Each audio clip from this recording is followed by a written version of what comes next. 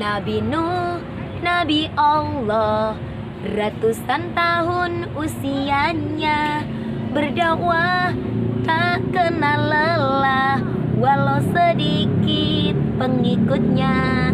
Nabi Nuh, Nabi Allah, ratusan tahun usianya, berdakwah tak kenal lelah, walau sedikit pengikutnya. Sampai suatu saat tiba, banjir di mana-mana, tenggelam semua yang ada, termasuk anak istrinya. Nabi Nuh dan pengikutnya selamat naik bahtera, selamat dari bahaya karena iman kepada Tuhannya. Assalamualaikum warahmatullahi wabarakatuh.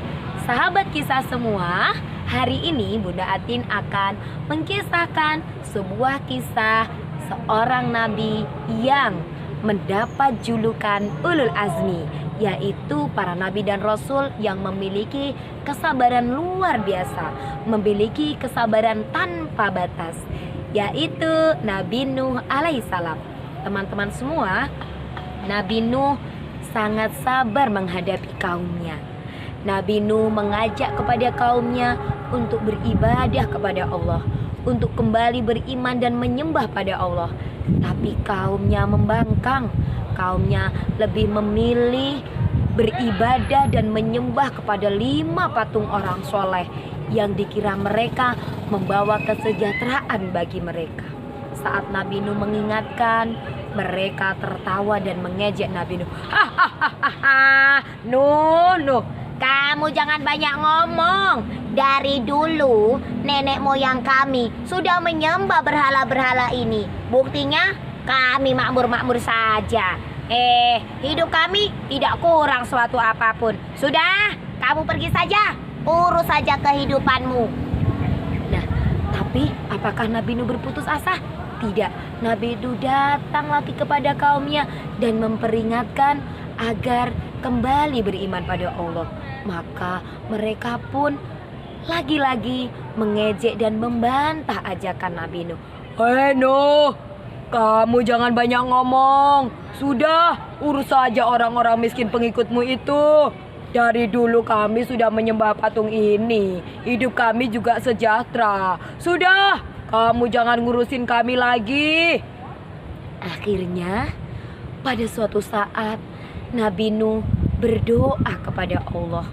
Nabi Nuh yang hanya mendapatkan sedikit pengikut berdoa kepada Allah agar memberi azab kepada kaumnya yang ingkar, karena orang-orang yang ingkar ini kelak juga akan melahirkan manusia-manusia ingkar berikutnya. Maka Allah yang menyayangi Nabi Nuh menjawab doa Nabi Nuh. Nabi Nuh mendapat perintah agar Nabi Nuh menanam sebuah pohon, dan pohon itu dijadikan sebuah kapal. Maka Nabi Nuh dan sedikit pengikutnya ini mulai menebang pohon yang telah tumbuh besar. Atas perintah Allah, mereka membuat perahu di atas bukit. Nah, melihat Nabi Nuh dan kaumnya membuat kapal di atas bukit, mereka semua menertawakan Nabi Nuh. Kamu tahu nggak? Tuh, lihat Nuh. Nuh ngapain bikin perahu di atas bukit? Iya, kurang kerjaan. Memangnya kapal atau perahu itu bisa berlayar di atas bukit? Haha, Nuh, kamu nampaknya semakin hari kamu semakin mengada-ngada. Itu karena kamu sudah tidak punya pengikut. Mereka semua menertawakan Nabi Nuh. Tapi Nabi Nuh sesuai dengan perintah Allah terus menjalankan untuk membuat perahu, hingga perahu itu sudah menjadi perahu yang sangat besar dengan 3 tingkat. Nah, akhirnya teman-teman, kaum Nabi Nuh dilanda kemarau yang panjang. Mereka semakin tertawa melihat perahu Nabi Nuh sudah jadi. Nuh, perahu kamu sudah jadi di atas bukit. Ini musim kemarau. Apa bisa tuh perahumu tuh berlayar di atas bukit? Sudah, kita tinggalkan saja, Nuh. Teman-teman semua mengejek Nabi Nuh dan umatnya. Tapi pada suatu hari tiba-tiba mendung gelap. Dan dari mendung gelap itu terjadi turun hujan. Mereka berselah, "Hore! Hujan turun, kemaraunya sudah berakhir. Ayo sini kita berpesta, hujannya sudah turun." Mereka mengira kemarau telah usai. Tidak disangka hujan turun bukan hanya dari langit, tapi air juga Allah munculkan dari dalam tanah. Dari bawah, dari atas, airnya menyambung. Tambah lama, semakin hari tidak berhenti dan terjadilah banjir. Pelan-pelan rumah-rumah semuanya tenggelam. Umatnya Nabi Nuh semakin kebingungan. Nabi Nuh mengajak umatnya yang beriman untuk masuk ke dalam perahu. Dan sebelumnya Allah sudah memerintahkan Nabi Nuh agar membawa binatang dan juga tumbuhan, semua berpasang-pasangan. Nah, bagaimana kaum Nabi Nuh? Kaum Nabi Nuh tetap ingkar. Mereka tidak mau diselamatkan oleh Nabi Nuh. Padahal Nabi Nuh sudah mengingatkan, yang bisa selamat dari bahaya ini hanyalah yang naik perahu Nabi Nuh, hanyalah yang beriman kepada Allah. Tapi mereka tetap ingkar. Bahkan istri Nabi Nuh dan anaknya pun mengingkari ajakan Nabi Nuh dan memilih untuk berpisah dengan Nabi Nuh. Nabi Nuh sedih melihat anaknya. Ketika diajak naik perahu tidak mau. "Ayah, aku bisa renang. Aku mau naik ke pohon kelapa. Pasti pohon kelapa itu tidak terkena banjir." Maka anaknya pun berenang dan naik ke atas pohon kelapa. Tidak lama pohon kelapa itu pun tenggelam oleh banjir. Nabi Nuh dari atas kapal memanggil anaknya agar mau ikut Nabi Nuh. Tapi anaknya lagi-lagi ingkar.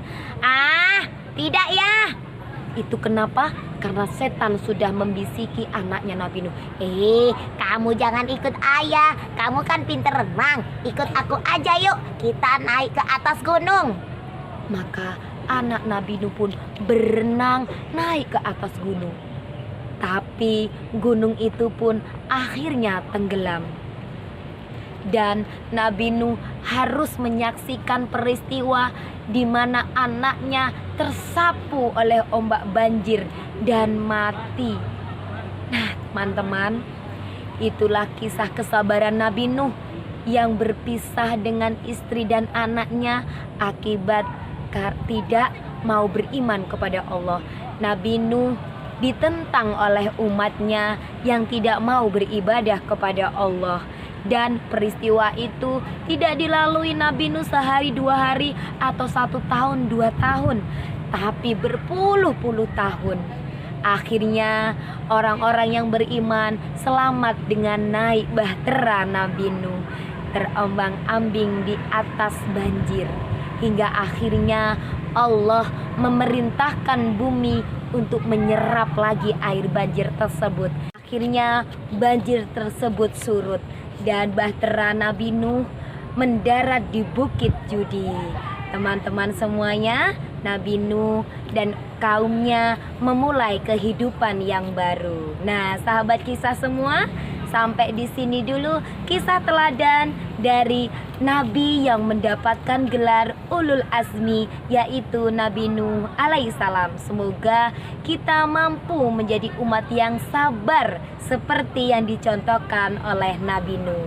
Akhir kata, yupainten ketiban timbo. Cekap semanten atur kaulah, sailan boten nyuwun ngapura. Wabillahi taufik walhidayah. Wassalamualaikum warahmatullahi wabarakatuh. Dadah.